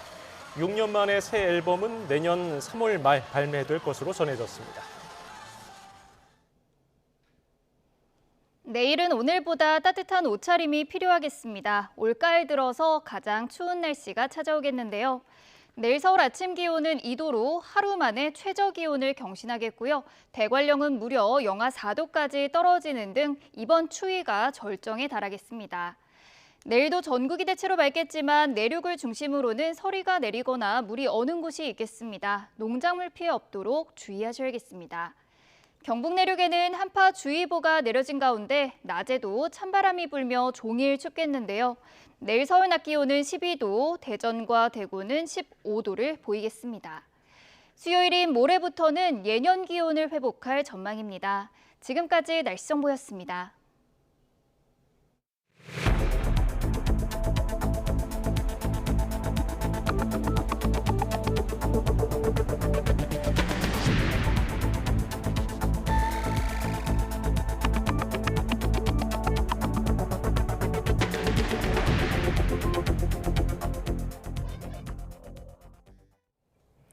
파죽지세 코스피가 4천 고지를 밟으며 한국 증시에 새로운 장을 열었습니다. 시가총액 1위 삼성전자도 사상 처음으로 10만 전자 기록을 썼습니다. 오동건 기자입니다. 코스피가 사상 최초로 4천을 돌파했습니다. 3,999로 개장한 코스피는 개장 직후 4천을 돌파한 데 이어 불과 39분 만에 4,030선을 넘어섰고 2.57% 오른 4,042.83으로 마감했습니다. 지난주 금요일 3,900을 넘긴 지 1거래일만으로 외국인과 기관이 8천억 넘게 순매수하며 상승세를 견인했습니다. 2005년을 2,400으로 출발한 코스피는 연초 대비 68% 상승률을 기록했습니다. G20 국가 중 최고 상승률입니다. 미 연준의 금리 인하와 미중 무역 협상 타결을 향한 기대감에 지난주 금요일 뉴욕 증시가 모두 사상 최고치로 마감하자 훈풍이 국내로 이어졌습니다. 반도체 호황에 대한 기대감도 주가를 끌어올렸습니다. 많은 이제 전문가들이 하는 얘기는 이제 28년도 돼야 공급이 는다. 그러니까 공급은 줄고 이렇게 수요는 느는 사이클이 이제 27년까지 이어진다는 거죠. 그런 관점으로 보면 이 반도체 업황 자체는 뭐 적어도 내년까지는 굉장히 좋은 그림이 계속 이어지지 않겠냐 이렇게 생각합니다. 반도체 투톱의 활약이 두드러졌습니다. 삼성전자는 이재용 회장 취임 3주년을 맞이한 날 사상 처음으로 10만 원을 돌파했습니다. 삼성전자는 3.24% 오른 10만 2천 원으로 마감했고 SK하이닉스도 4.9% 상승한 53만 5천 원으로 사상 최고가를 새로 썼습니다. 에이펙 정상회의에 참석하는 트럼프 대통령이 조선소를 방문할 수 있다는 가능성에 조선주도 일제히 상승했습니다. 코스닥도 2.22% 올라 1년 6개월 만에 900선을 회복했습니다. YTN 오동건입니다. 코스피 4천 돌파는 글로벌 유동성과 반도체 호황을 올라탄 우리 제조업과 정부의 증시 부양책의 힘입니다. 코스피 5천 시대를 열겠다는 정부 목표대로 더 오를 수 있을까요? 전문가들은 오락가락했던 정부가 시장에 신뢰를 주는 것, 인플레이션 추이가 관건이라고 말합니다. 이승은 기자입니다. 1983년 1월 4일부터 발표된 코스피는 1980년 1월 4일을 100포인트 기준으로 삼아 산정됐습니다. 3조 호황에 힘입어 89년 처음 1000선을 뚫었지만 IMF 외환 위기로 280으로 곤두박질 쳤습니다. 경제 회복과 중국 경제의 급성장에 2007년 2000대로 올라섰지만 이듬해 글로벌 경제 위기로 다시 1000선 아래로 밀려났습니다. 2017년 반도체 호황으로 일어서나 했는데 트럼프 1기 행정부 등장에 이어 코로나19 직격탄을 맞으며 1,500선을 내줬습니다. 하지만 동학개미의 힘과 각국 제로금리 정책으로 21년 3,000선을 처음 뚫었고 지난 6월 3년 6개월 만에 3,000선을 재탈한 이후 넉 달 만에 4,000선을 돌파했습니다. 시장의 관심은 역대급 상승이 언제까지, 어느 정도까지 오를지에 쏠려 있습니다. 전문가들은 현재 3저, 그러니까 저달러, 저유가, 저금리 조합이 재현되고 있다는 점에 주목합니다. 달러가 약세인데 유가가 동반 약세인 경우들이 굉장히 드물게 나타납니다. 그게 40년 전에 한번 나타났었고, 다만 3조 호황 때는 경제 성장이 굉장히 빨랐고 지금은 저성장이라는 차이점이 있기 때문에 유념할 필요는 있다고 생각하고 있습니다. 반도체와 조선, 방산 등 주력 기업들의 실적 불확실성도 내년 1분기까지는 적습니다. 특히 공급 부족 상황인 반도체 호황에 UBS는 삼성전자와 SK하이닉스의 내년 합산 영업이익을 174조까지 내다봤습니다. 시장은 배당소득 분리과세안 수정과 3차 상법 개정 등 정부의 추가 부양책을 기대하고 있습니다. 주주 환원이라는 부분이 강화될 필요가 있고 배당세 관련된 세제 혜택 이런 부분이 가장 중요한 선결 과제라고 저희는 판단하고 있습니다. 전문가들은 다만 무역 협상과 단기 급등에 따른 조정 가능성에 이어 풀린 돈에 따른 인플레이션 가능성에 주의해야 한다고 강조합니다. 2022년에도 물가 불안에 미국이 금리를 올리자 자산 시장이 폭락했습니다. YTN 이승은입니다. 미중 무역 협상 타결 기대감이 커지면서 일본과 타이완 증시도 나란히 사상 최고치를 찍었습니다. 단기적으로는 오는 30일에 열리는 미중 정상회담 결과와 미국과 유럽, 일본의 금리 결정이 중요한 변수가 될 전망입니다. 유투권 기자입니다. 말레이시아에서 일본으로 가는 전용기 안에서 트럼프 대통령은 시진핑 주석과의 회담을 낙관적으로 전망했습니다. We'll be talking about a lot of things. I think we have a really good chance of making a very comprehensive deal. 앞서 중국과 고위급 협상을 벌인 스콧 베센트 재무장관은 무역 합의의 틀을 마련했고 이제 양국 정상의 결정만 남았다고 밝혔습니다.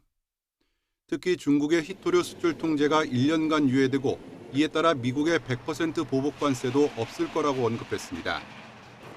세계 경제의 가장 큰 불확실성이 해결의 조짐을 보이자 한국과 함께 다른 아시아 증시들도 가파른 상승 곡선을 그렸습니다. 일본 니케이 지수는 2.46% 오르면서 사상 처음으로 5만 선을 넘어섰습니다. 다카이치 총리의 강력한 경기 부양책에 대한 기대감도 반영됐습니다. Apparently she has a 74% approval rating. And is making a lot of noise really in a way about what she's going to be doing with her policies. 타이완 자치안 지수도 장중한 때 2만 8천 선을 넘는 강세를 보인 끝에 1.68% 상승하며 마감했습니다. 홍콩과 중국 상하이 증시도 1%대의 오름세를 보였습니다. 시장의 관심은 이제 오는 30일 열리는 미중 정상회담에서 어느 정도 수준의 합의가 나올지에 집중되고 있습니다.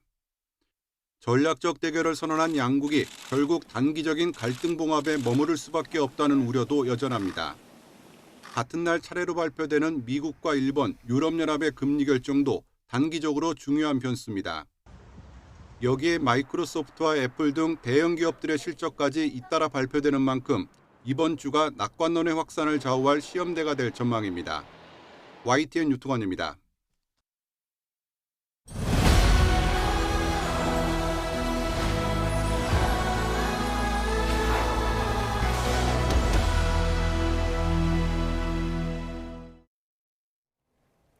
아시아 태평양 경제협력체 APEC이 경주에서 최종 고위관리 회의를 시작으로 공식 일정에 돌입했습니다. 21개 회원 정상이 모이는 다자회의와 주요국 양자회담까지 세계의 시선이 경주로 쏠리고 있습니다. 보도에 나혜인 기자입니다. APEC 공식 주간 첫날 21개 회원국 외교통상 분야 실국장급 관료들이 경주에 모였습니다. 정상회의를 눈앞에 두고 올해 아시아태평양 경제협력체의 성과를 마지막으로 점검할 최종 고위관리회의가 열린 겁니다. We face the important task of concluding the discussions of APEC 2025 and preparing to translate them into the tangible outcomes of the leaders' meeting.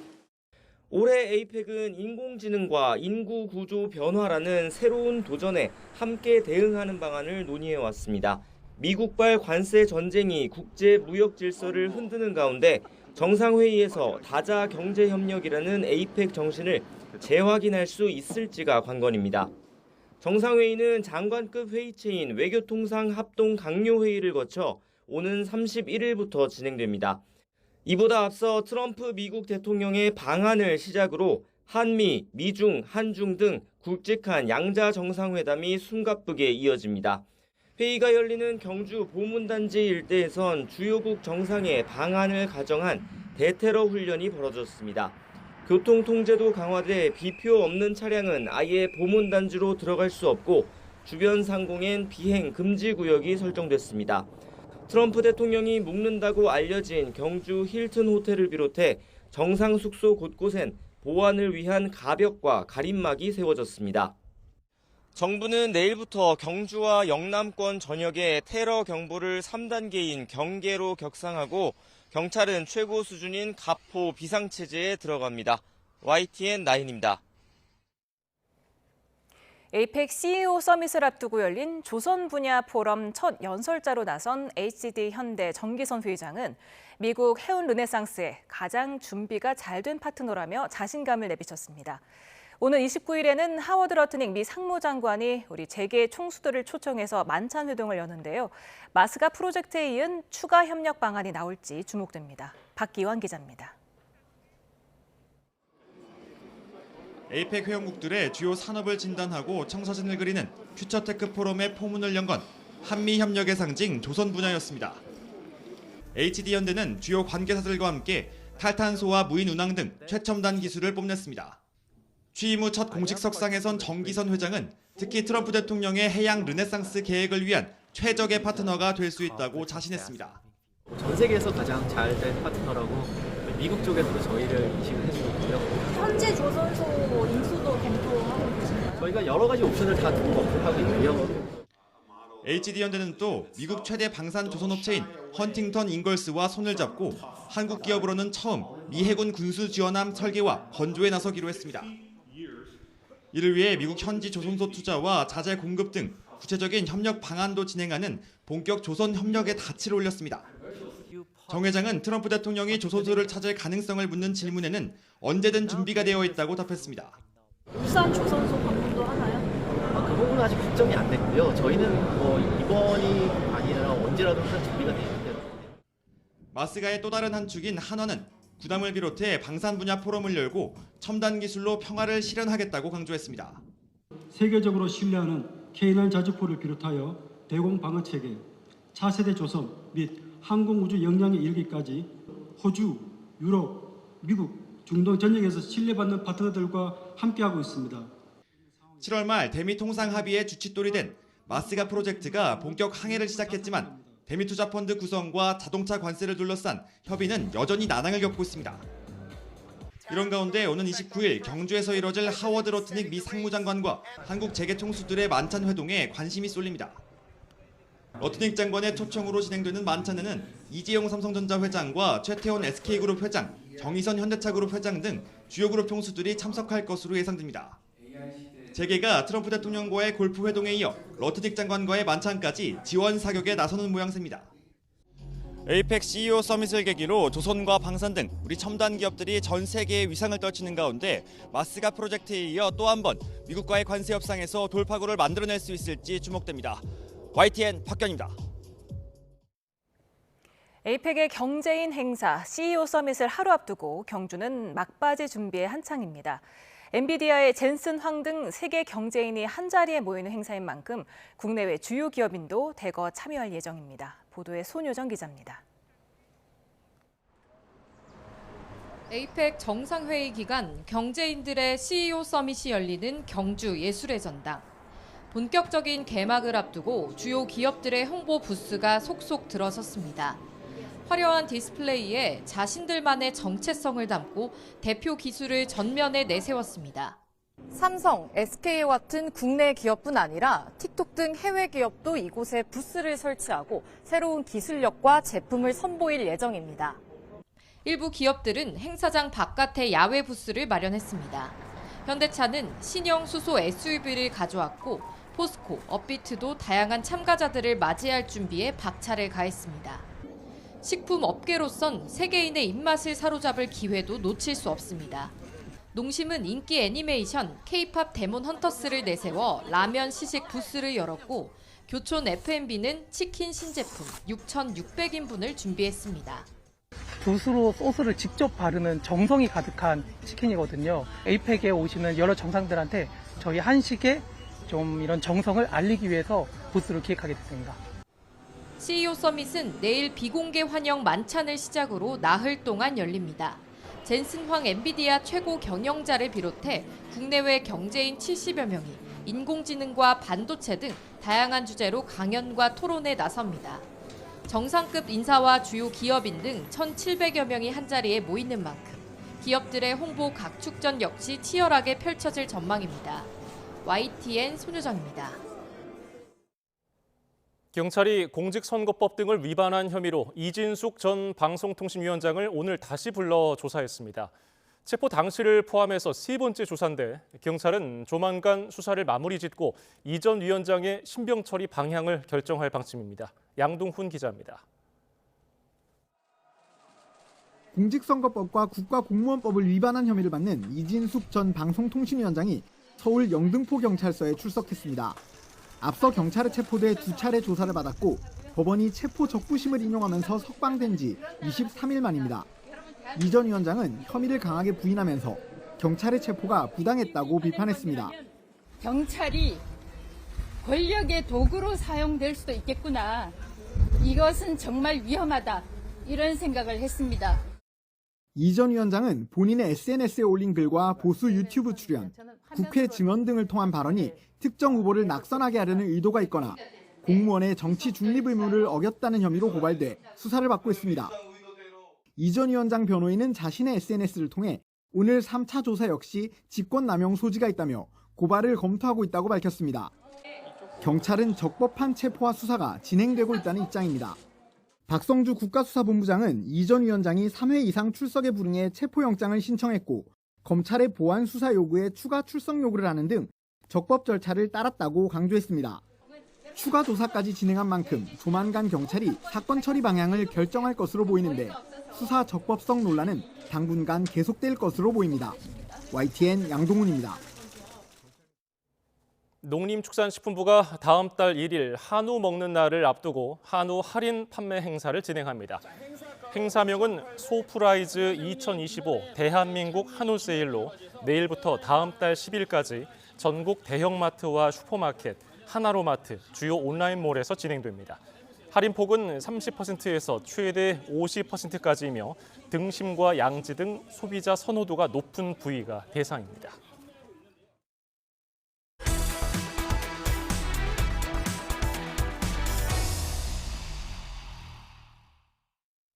경기 고양시가 고양 콘서트, 고양콘이라는 신조어를 만들어낼 정도로 뜨거운 공연 열기로 전 세계 이목을 집중시키고 있습니다. 고양시는 마이스 산업의 상징인 킨텍스 제3전시장 건립에도 힘을 쏟고 있는데요. 오늘은 이동환 고양시장을 스튜디오에 초대했습니다. 어서 오세요. 안녕하십니까. 네, 지난주에도 오아시스 그리고 트래비스 스캇 공연이 고양 종합운동장에서 열렸는데 올 한 해 이렇게 고양시가 뜨거운 축제 열기로 가득했다면서요? 예, 최근 여러 매체를 통해서 많이 들어보셨을 텐데 고양콘이라는 말이 바로 그런 내용입니다. 그만큼 고양시가 올 한 해 전 세계 이목을 끌었다고 해도 과언이 아닐 정도로 세계적인 아티스트 공연이 잇따라 열리면서 명실상부한 글로벌 대형 공연의 중심지로 자리매김했습니다. 지난해 큰 화제를 모은 카니에 웨스트 공연을 시작으로 해서 지금까지 80만 명이 넘는 아주 많은 관객이 고양시를 찾았고 올해만 85억 원이 넘는 공연 수익을 창출을 했습니다. 또 인근 상권과 숙박 교통에 이르기까지 지역 경제 전반에도 이 큰 활력을 불어넣고 있습니다.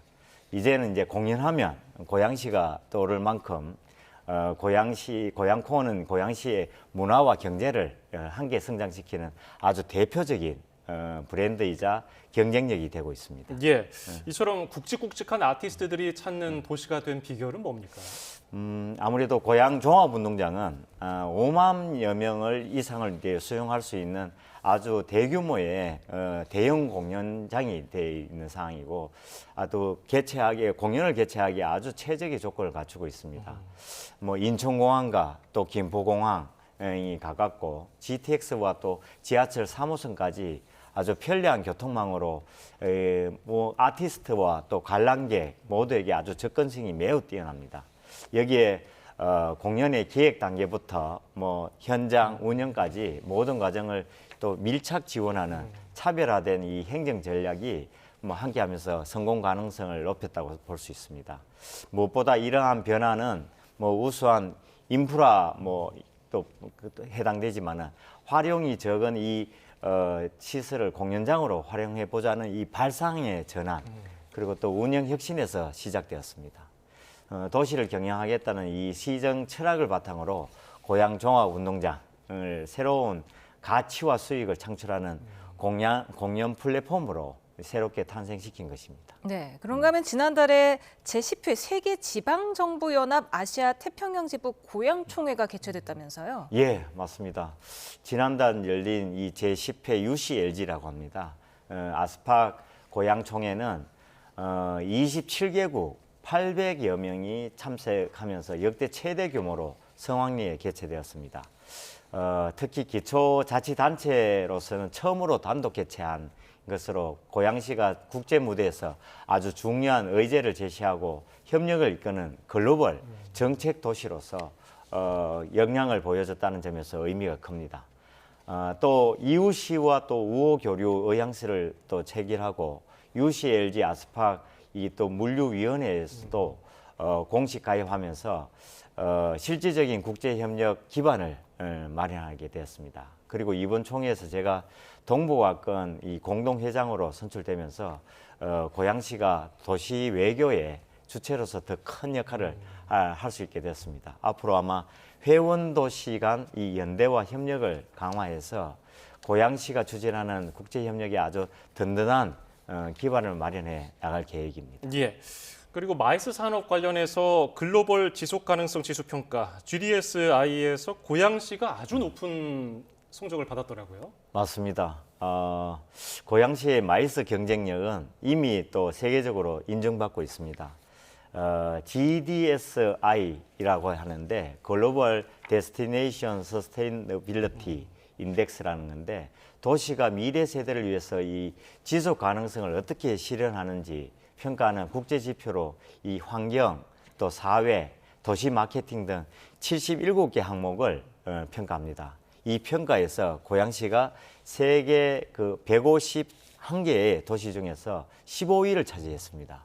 그래서 특히 참여 도시가 110개에서 151개로 늘어난 가운데 고양시가 또 세계 상위 10%에 오른 것으로 매우 의미 있는 성과라고 봅니다.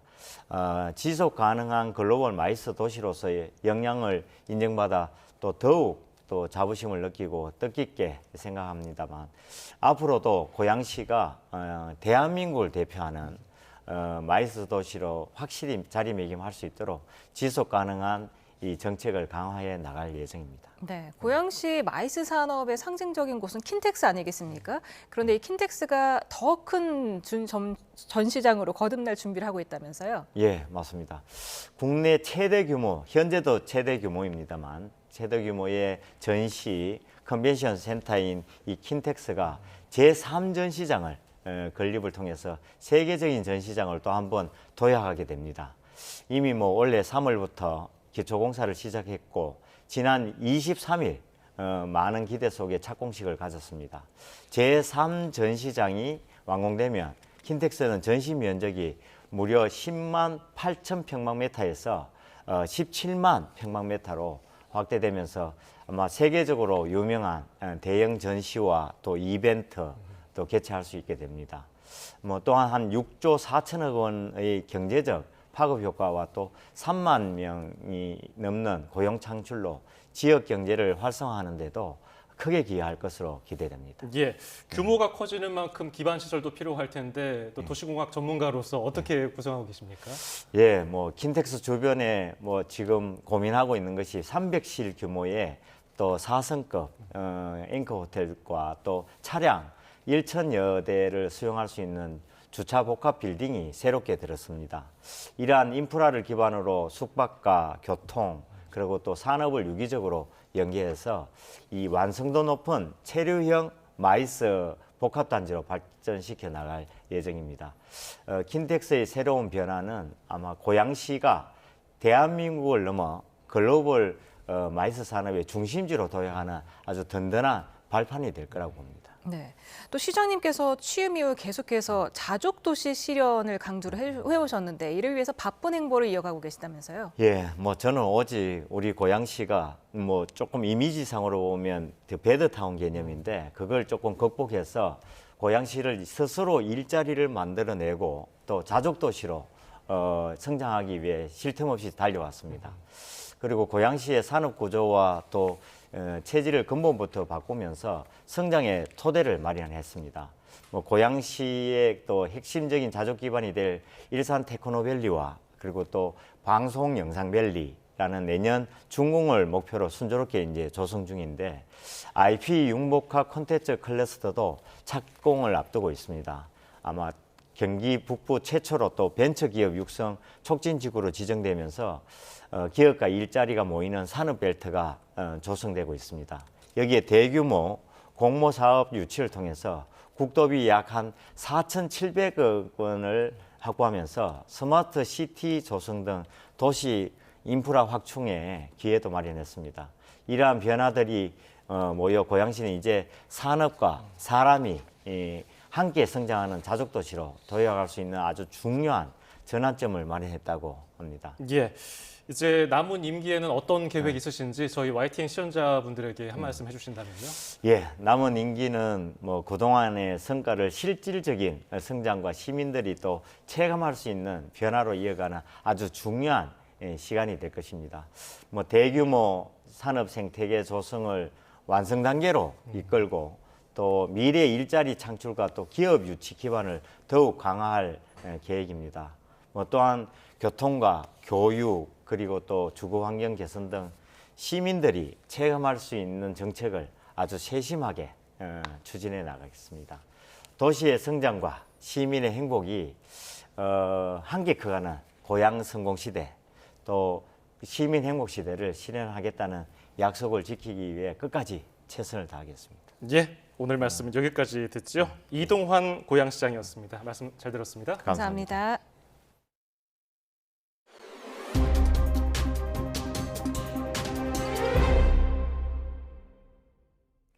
유명 유튜버 쯔양으로 활동하는 박정원 씨를 협박해 금품을 뜯어낸 유튜버들이 박 씨에게 손해를 배상해야 한다는 법원 판단이 나왔습니다. 서울중앙지법은 박 씨가 구제역으로 활동하는 이준희 씨와 주작감별사로 활동하는 전국진 씨를 상대로 제기한 손해배상 청구 소송에서 원고 일부 승소로 판결했습니다.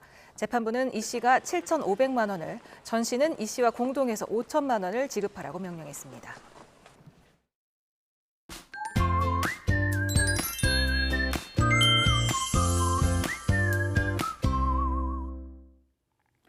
(10월의) 끝자락에서 다시 초겨울 추위가 찾아왔습니다. 네, 맞습니다. 오늘도 추웠지만 내일은 기온이 더 떨어지면서 이번 추위가 절정에 달하겠는데요. 내일 서울 아침 기온은 2도, 파주 영하 2도, 대관령은 영하 4도까지 떨어지는 등 곳곳에서 올가을 최저 기온을 경신하겠습니다. 낮에도 찬바람이 불며 종일 쌀쌀하겠는데요. 서울 12도, 대구는 15도가 예상됩니다. 때이른 추위 속에 내륙을 중심으로는 서리가 내리거나 물이 어는 곳이 있겠습니다. 농작물 관리에 유의하셔야겠습니다. 이번 추위는 모레부터 예년 기온을 회복하며 점차 누그러지겠고요. 주 후반까지 대체로 맑은 날씨가 지속할 전망입니다. 네, 급격히 추워진 날씨에 감기 환자가 늘고 있는데요. 면역력은 생활 습관에 쉽게 영향을 받는다고 합니다. 하루 20분 정도 햇볕을 쬐면 체내에 비타민 D가 생성돼 면역력을 높이는 데 도움이 된다고 하고요. 평소 스트레스를 줄이려는 노력이 필요합니다. 또 충분한 수면과 꾸준한 운동은 면역력 관리의 기본인데요. 이와 더불어 영양소가 풍부한 음식들로 매 끼니 잘 챙겨 먹는 게 중요하다고 하네요.